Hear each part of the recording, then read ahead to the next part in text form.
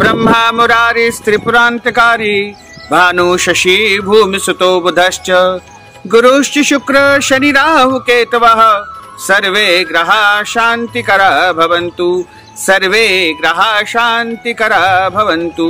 भक्तजनों, माताओं बहनों, सादर जय श्री कृष्ण। हमारे YouTube चैनल में आप सभी का बहुत बहुत स्वागत है। मैं हूं आपके साथ आचार्य धर्मेंद्र शास्त्री। आज हम आपको बताने जा रहे हैं कि जो 21 जून 2020 को सूर्य ग्रहण हो रहा है उसका मकर राशि के ऊपर क्या प्रभाव होने वाला है तथा मकर राशि को किस प्रकार से गुप्त लाभ प्राप्त होने वाला है, यह हम आपको इस वीडियो में बताएंगे। तो आपसे अनुरोध है कि इस वीडियो को अंत तक जरूर देखिएगा, तभी आपको पता लगेगा कि किस प्रकार से मकर राशि को फायदा होगा और क्यों फायदा होगा। तो ये संपूर्ण जानकारी के लिए हमारे इस वीडियो को आप देखते रहिए। तो भक्तजनों, माताओं बहनों, 21 जून 2020 रविवार के दिन आषाढ़ माह के कृष्ण पक्ष की अमावस्या तिथि है और इस दिन रविवार का दिन है और रविवार के दिन सूर्य ग्रहण का होना चूड़ामणि सूर्य ग्रहण ये कहलाएगा। और यह सूर्य ग्रहण 12 राशि वालों के ऊपर अलग अलग प्रभाव डालने वाला है। यह सूर्य ग्रहण भारत सहित विश्व के कई देशों में दिखाई देगा तथा यह सूर्य ग्रहण जब भारत में प्रारंभ होगा तो उसका जो निर्धारित समय है वह 10 बजे से लेकर के दोपहर 2:06 तक संपूर्ण भारत में दिखाई देगा। वैसे भोपाल का या मध्य प्रदेश का यदि समय देखें तो 10:43 पर यहाँ पर सूर्य ग्रहण प्रारंभ होगा, लेकिन संपूर्ण भारत वर्ष में यह 10 बजे के आसपास प्रारंभ हो जाएगा जो कि 2:06 तक रहेगा। और यह सूर्य ग्रहण 3 घंटे से भी अधिक अवधि का है। और इस सूर्य ग्रहण की खास बात यह है कि जब ग्रहण होगा तो उस समय 6 ग्रह वक्री स्थिति में रहेंगे। वक्री का अर्थ होता है पीछे की तरफ जाने वाली स्थिति में रहेंगे। साथ ही ये अद्भुत और विलक्षण ग्रहण होने जा रहा है, क्योंकि ऐसा ग्रहण लगभग 870 साल के बाद में घटित होने वाला है। इसलिए कि इस ग्रहण के ठीक 15 दिन पहले उपछाया चंद्र ग्रहण और ठीक 15 दिन बाद भी एक उपछाया चंद्र ग्रहण होगा। इसलिए यह ग्रहण अपने आप में बहुत ही महत्वकारी होगा। और यह ग्रहण मिथुन राशि में होगा तथा आद्रा एवं मृगशिरा दोनों नक्षत्र में यह घटित होगा। यदि हम ग्रहण काल की ये कुंडली देख रहे हैं तो इसमें आप देखेंगे कि जो कुंडली बनती है सर्वप्रथम सुबह जब 10 बजे जब ग्रहण प्रारंभ होगा, जब इसका प्रारंभ काल होगा, उस समय की कुंडली को यदि हम देखें तो सबसे पहली कुंडली सिंह लग्न की बनती है और सिंह लग्न में बैठी हुई है। द्वितीय स्थान में कन्या राशि है, वहीं तृतीय स्थान में तुला राशि है और चतुर्थ भाव में वृश्चिक राशि है, वहीं पंचम भाव में धनु राशि है और छठे घर में शनि और गुरु दोनों मकर राशि में बैठे हुए हैं। वहीं 7वें घर में कुंभ राशि है और 8वें घर में मीन राशि बैठी हुई है। वहीं यदि नवम स्थान की यदि हम बात करें तो वहां पर जो है मेष राशि विद्यमान है। तो 10वां जो घर है वहां पर यदि हम ग्रहों की विवेचना करते हैं तो वहां पर वृषभ राशि में स्वयं शुक्र विराजित है और एकादश भाव जहां पर ग्रहण घटित होने जा रहा है वहां पर मिथुन राशि में बुधादित्य योग बन रहा है, राहु चंद्र की युति है। इसी के साथ में वहां पर ग्रहण दोष निर्मित हो रहा है और इनके ठीक सामने से यानी पंचम भाव से केतु की सीधी दृष्टि जो है ग्रहण स्थान पर पड़ रही है और एकादश स्थान बहुत ही जीवन का महत्वपूर्ण स्थान माना जाता है। इसी स्थान से व्यक्ति के आय के स्रोत को देखा जाता है। यहाँ से निर्धारित किया जाता है कि मनुष्य की आय कैसी होगी तथा उसके आमदनी के स्रोत किस किस प्रकार के होंगे और कितना लाभ वह जीवन में प्राप्त कर सकेगा। और द्वादश भाव की यदि हम बात करें तो वहां पर कर्क राशि विराजित है, जिसके स्वामी चंद्रमा जो है यहाँ पर एकादश भाव में स्थित है। अब हम मकर राशि की यदि विवेचना करें तो मकर राशि इस कुंडली में जो है छठे स्थान में बैठी हुई है और यदि हम मकर राशि से ग्रहण की राशि देखते हैं तो वो एक अद्भुत और अच्छा संयोग बन रहा है। इसी कारण से मकर राशि वालों को अद्भुत संयोग से गुप्त लाभ प्राप्त होने वाला है। यानी इनको पता भी नहीं रहेगा कि कौन सा काम कब मिल जाएगा तथा इनको पदोन्नति कब मिल जाएगी, इनको धन लाभ कब मिल जाएगा। इस प्रकार इनको अनेकों गुप्त फायदे होने का संयोग बन रहा है। इसी के साथ साथ यदि मकर राशि वाले विद्यार्थी है तो इनको पढ़ाई में अच्छा संयोग बनने वाला है। जो मेहनत इनके द्वारा पिछले दिनों की गई है उसके उत्तम परिणाम इनको देखने को मिलेंगे और यह फल इनको 21 जून के बाद देखने को मिलेगा। साथ ही यदि विद्या अध्ययन पूर्ण कर चुके हैं तो इनकी रोजगार नौकरी का अवसर इनको प्राप्त होने वाला है, या कोई व्यापार यदि ये करने का सोच रहे हैं तो वह भी इनका होने वाला है।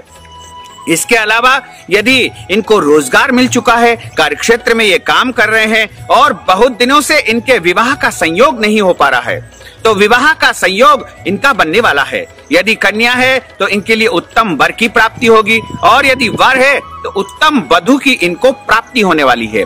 इसके अलावा जो मकर राशि वाले हैं वो यदि बहुत दिनों से संतान की इच्छा कर रहे हैं तो उनकी संतान प्राप्ति का संयोग भी इस ग्रहण से बन सकता है। इसके अलावा इनकी संतान की उन्नति और प्रगति होगी और ये कार्यक्षेत्र में स्वयं भी अच्छी उन्नति और प्रगति को प्राप्त कर सकेंगे। इनकी पदोन्नति हो सकती है, आमदनी बढ़ सकती है और यदि व्यापार करते हैं तो कोई नया कार्य इनका प्रारंभ हो सकता है। इसके अलावा कार्यक्षेत्र में एक अच्छी उन्नति और प्रगति इनको दिखाई देगी और एक उत्तम संयोग को ये प्राप्त कर सकेंगे। इसके अलावा यदि हम मकर राशि वालों की बात करें तो इनको स्थायी संपत्ति प्राप्त होने का उत्तम योग बन रहा है। यदि नए घर की ये बहुत दिनों से इच्छा कर रहे हैं तो इनको उत्तम घर की प्राप्ति होगी। इसके अलावा यदि अपने निवास स्थान को परिवर्तन करने की इनकी इच्छा हो रही है तो वह भी इनका संयोग बन सकता है। इसके अलावा इनको वाहन प्राप्ति का भी उत्तम संयोग इस ग्रहण के साथ बनने वाला है और भी कई गुप्त फायदे इनको प्राप्त हो सकते हैं। कोई बुजुर्ग व्यक्ति की संपत्ति का लाभ भी इनको मिल सकता है।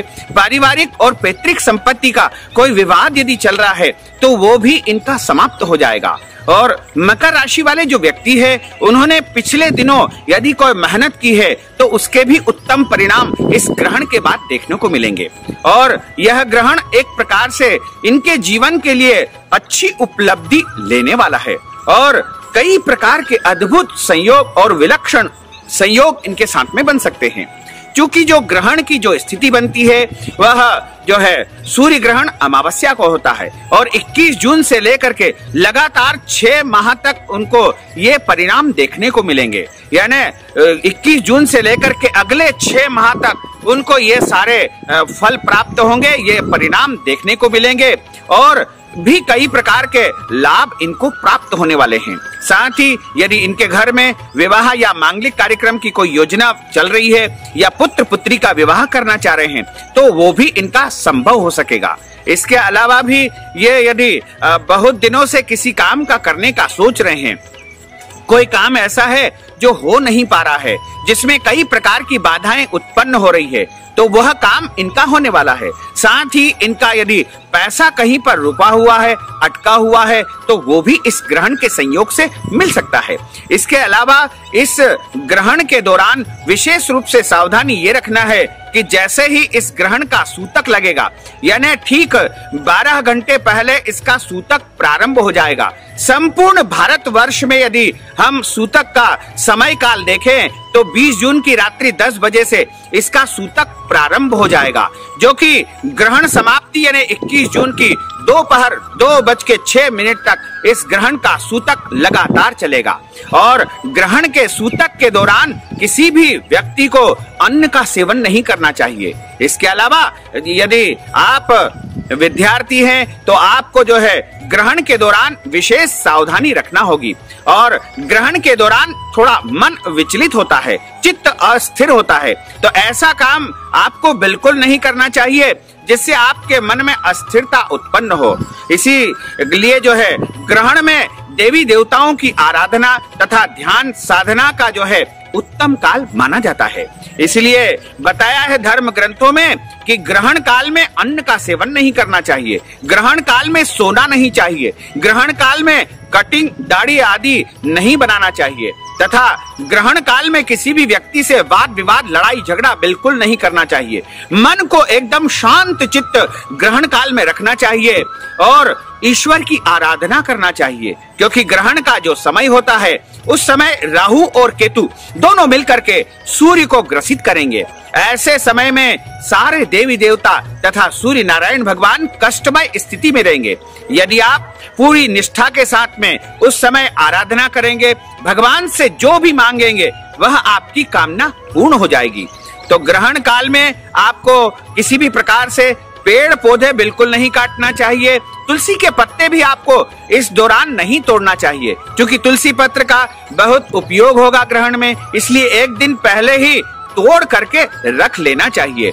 और ग्रहण काल में किसी भी पेड़ पौधों को क्षति नहीं पहुंचाना चाहिए। इसके अलावा किसी भी व्यक्ति का अपमान नहीं करना चाहिए। घर के बड़े बुजुर्गों का सम्मान इस दौरान आपको अनिवार्य रूप से करना चाहिए, तथा ग्रहण काल शुरू होने के पहले आपको स्नान करना चाहिए और ग्रहण के मध्य में ईश्वर की आराधना यानी ध्यान करना चाहिए। और जब ग्रहण समाप्त हो जाए उसके बाद स्नान करके घर की साफ सफाई करके देवी देवताओं का अच्छी प्रकार से पूजन करके ताजा भोजन का निर्माण करें, क्योंकि ग्रहण के पहले जो भोजन निर्माण किया गया है वह पूरी तरह से अशुद्ध और अपवित्र हो जाता है, क्योंकि ग्रहण की नकारात्मक किरणें उसके अंदर समाहित हो जाती है। इसलिए ग्रहण के बाद ताजा भोजन निर्माण करके भगवान को भोग लगाने के बाद स्वयं भोजन करे तथा ग्रहण समाप्ति के पश्चात दान पुण्य अवश्य करना चाहिए। गरीबों को, जरूरतमंद लोगों को, मंदिरों में ब्राह्मणों को जो है अन्नदान, वस्त्रदान, फलदान, कंबल दान इत्यादि वस्तुएं आपकी हैसियत के अनुसार, आपकी श्रद्धा के अनुसार और आपकी शक्ति के अनुसार अवश्य ही कुछ न कुछ दान अवश्य करे। दान का कोई भी जो है प्रमाण नहीं होता है, कितना दान दिया जाए। आस्था से, श्रद्धा से जितना भी दान दिया जाएगा वह अनंत गुना फलदायी होगा, क्योंकि जो चूड़ामणि ग्रहण है उसका जो दान होता है वह कई गुना, अक्षय गुना फल देने वाला होता है, क्योंकि रविवार का दिन सूर्य भगवान का दिन है। इसलिए चूड़ामणि ग्रहण अपने आप में अद्भुत संयोग है। तो भक्तजनों, माताओं बहनों, हमने जो अद्भुत और ज्ञानवर्धक जानकारी आपको प्रदान की है उसको आप अधिक से अधिक लोगों को शेयर करिएगा, लाइक करिएगा और कमेंट बॉक्स में अपने सवाल या अपने मन की जो भी बातें हैं आप अवश्य लिख दीजिएगा। यदि आप अपना नाम भी लिखेंगे तो अति उत्तम रहेगा। साथ ही हमारे इस ज्ञानवर्धक वीडियो को अधिक से अधिक लोगों तक पहुंचाने का प्रयास करिएगा। यदि आपने अभी तक हमारे और आपके YouTube चैनल को सब्सक्राइब नहीं किया है तो अभी और इसी समय सब्सक्राइब अवश्य कर लीजिए और बेल आइकन को भी क्लिक कर दीजिए, ताकि इसी प्रकार की ज्ञानवर्धक वीडियो आपको सबसे पहले प्राप्त हो सके। आपको और आपके पूरे परिवार को सादर जय श्री कृष्ण, सादर धन्यवाद।